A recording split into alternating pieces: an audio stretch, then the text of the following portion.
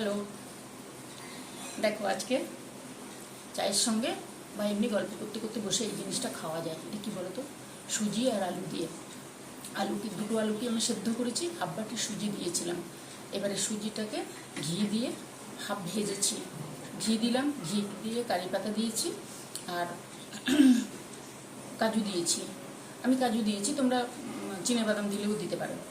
দিয়ে সুজিটাকে হাফ ভেজেছি, ওর মধ্যে চিনি দিয়েছি, দিয়ে সুন্দর করে নিয়ে এসে ঠান্ডা করেছি। আলুটাকে গ্রেট করে ওর মধ্যে দিয়ে কারি পাতা তো দেওয়াই ছিল, সাদা তিল, কালো জিরে আর চাট মশলা এই সমস্ত দিয়ে বিট নুনটা দিয়েছি। বিট নুনটা দেবে, বিট নুনটা দিলে ভালো হয়।